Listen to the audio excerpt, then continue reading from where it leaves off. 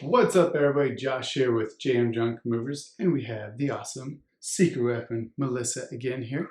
And we're actually going to talk about how she was able to overcome the fear. What allowed you to say, yeah, quit your 9-to-5 job, Josh, with benefits and all, good salary, and let's go do our own thing. Like, because we just cold turkeyed it. Like, there was no transition. We just put in our 2 weeks. That was it. So how did you accept that? Well, one of the things was I had a lot of trust in Josh. I knew that he was a really hard worker and that he was going to get it done. The other thing was there was just no safe. Sorry, I missed that. There was no safety net. There. Right. So when we made this decision, we said, if this doesn't work out, we're not going back to these, the old company. This is going to work, and if it doesn't, we're going to find something else that does work. And we did have, we saved up 3 months worth of bills. And, keep in mind, it wasn't a lot because we lived off of one income. And so we had to be very frugal with our money, and we didn't waste money at all, which is a very beneficial thing while running a business. So again, it goes back to the things I've learned in the past helped me start the business because we were very smart with our money. We didn't waste money. And I think that helped us transition into the business quite a bit. And we were able to maintain that with the work I was getting. We never actually dipped into that 3-month supply. So we were fortunate in that.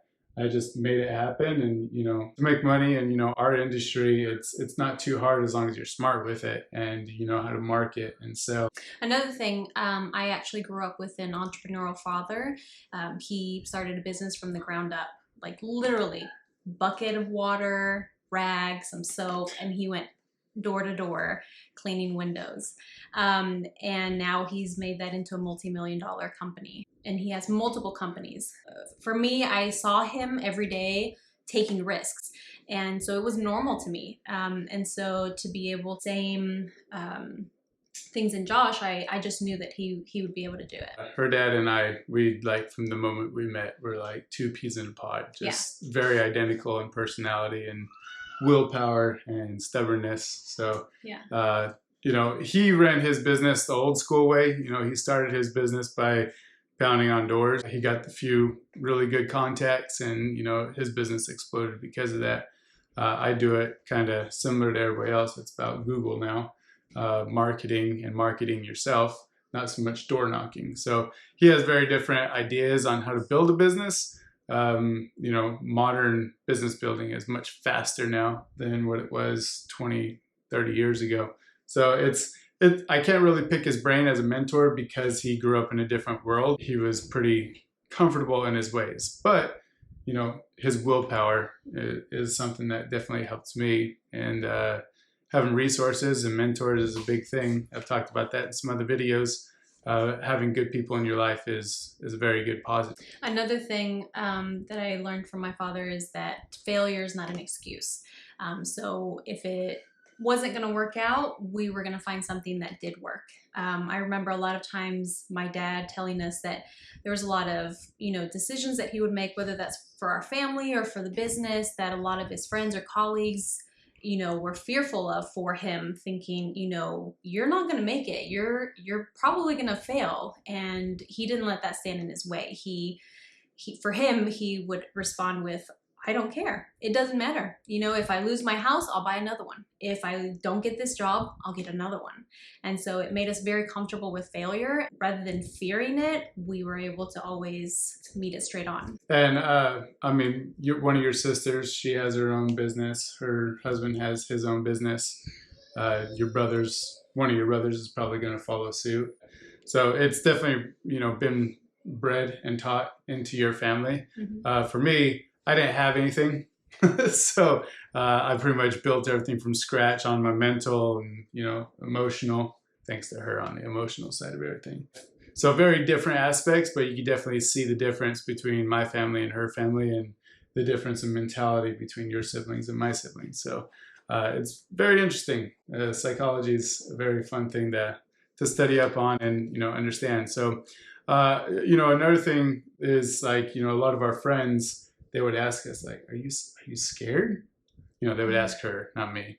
Are you scared? Like you're gonna give up everything. You don't know what you're gonna get. She's probably still having that conversation with a few people that are newly met.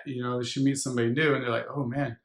Yeah, it's the deer in headlights type of look. Like, oh, what does your husband do? Oh, he's in junk removal, and they'll kind of you that look like, well, what is that? And you tell them what it is, and they're like, oh, so like he makes enough like to pay the bills, and Yeah. you guys are doing good. Like, yeah, we are. We're doing great. Like, this is Yeah. supporting our family and beyond. Like, this is giving us freedom and giving us, a lot of time that you didn't Yeah. have before, in different ways than you would with punching a clock. Unless you either grow up with it and experience it, or you just head on, just try it as something new. You don't really know what it all entails until you experience it. Yeah. And I mean, it makes us grow fast. Yeah. The growth when you start your own business compared to punching a clock is magnified massively. Every aspect of growth will be magnified because you have to succeed. And I think that was something that both of us were pretty good with, is we were able to adapt and learn very quickly, which allowed us to succeed even quicker. So being adaptable was definitely a big blessing. So, if you guys got any questions on how we started it up, and any questions for Melissa, or you guys want some pointers, definitely don't hesitate to ask. So a little bit of advice that we wanted to give in running business. We run into a lot of experts in our industry, CPAs, marketing agencies, our shirts, our website, like everything. There's a lot of experts that we come across that we can hire. And we kind of wanted to talk about a few of our experiences and, understanding what it is you're hiring for to keep accountability. And we're going to give a few examples. I got a million of them, but I'll try to keep it to like one or two. And she's got quite a few as well. And she's going to try to keep it down to one or two as well, maybe two, right? So when we first started, we were, obviously new to the whole thing. We don't have any experience in like accounting or bookkeeping or anything like that. Tax laws, like that's the furthest thing from our strengths. And so obviously we needed to get somebody in to help us with that. So we were able to go around looking for somebody in the area. We got some recommendations. We even sat down and interviewed them and had a frank conversation with them about what we were looking for, what we expected, and went over pricing and everything. Unfortunately, they did not deliver on what they promised, basically is what happened. And so there was a lot of lack of communication. There was just, lagging on getting projects done and answering our questions. And honestly, it seemed like a lot of the people that they had working for them had probably been there for 40 plus years and probably not adapted to newer ways of doing things. I mean, a computer, for example, and just like Microsoft Excel and all the programs that you're running, QuickBooks, like they just weren't up to date and up to speed on all that. So it was very difficult to be able to get advice from them and then be able to trust them to actually do their job. We just got to the point where we just wanted them to finish it, and they finally did, and then we cut ties. So we moved on to somebody else. If we are going to pay somebody more money to do this, then as long as they're meeting our expectations, they're communicating, they're giving us advice, they're being great, then it's worth the money. We're okay with paying more for that because we don't know how to do that, and we want somebody who can do it. And it turned out to be great because our CPA right now, he's phenomenal. He is able to, the turnaround is great. He always communicating with us. Even before we were one of his clients, he even suggested already things that we could change and improve in our business that we hadn't even thought of or been told to do. Didn't know it was an option. He's definitely an asset to our business. And earlier on, I was trying to find another account to replace that first one, and I reached out to two others, and the communication was just as bad.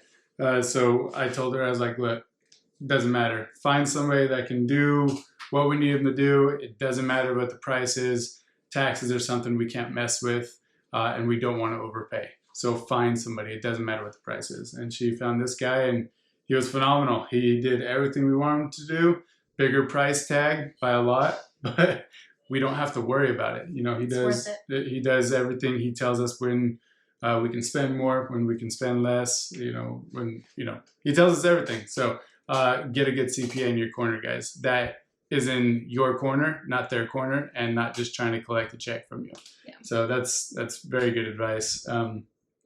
For me, I do the marketing aspect, and if you guys started a business, you know the spam calls that come with that. It's freaking insane. Like every day, I can get you on the first page of Google, and it's always an Indian accent. I'm like, man, I can't see you or find you. I am not gonna hire you. But anyways, there's a lot of North America companies as well, and over trial and error and reading books and talking with SEO experts and SEO dingbats, I've learned a ton over the last 2 years. Two books I would recommend everybody to read is the SEO Black Book and They Ask You Answer. Two phenomenal books that would excel you past most SEO experts if you actually learn the lessons in there. And it's interesting because I've asked everybody that's in SEO that I've talked with, have they read these books? Like none of them have. And they age beautifully. One was written in like '09, another one in 2012 or 2012. And after reading them, they're completely accurate. They're not specific to like Google's algorithms, right? But it talks about the general idea of how to be good at SEO. So it gives you a great foundation on keeping marketing companies accountable, which is a very big thing because there's so many bad marketing companies out there that you have to know what you're talking about. Otherwise, you're going to be wasting massive amounts of money because SEO is slow. It's something that you do today and you wait weeks for a reaction to, whether it's positive or negative. So if you're doing the bare minimum and you're expecting a positive, but you're not tracking in any way, man, you're throwing your money away. So make sure you educate yourself in marketing, educate yourself with your numbers, basic taxes, and find somebody that's going to teach you. If they don't take the time to teach you, then they're not right for you. If they lose their patience, they're not right for you.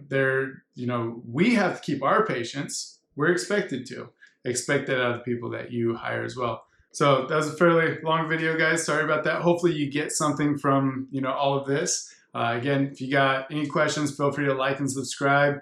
Give us some video ideas on things that you would like another perspective on, and we would highly appreciate that. I think next week we'll probably do a giveaway. So stay tuned for that. Really appreciate you guys watching our videos, liking and subscribing.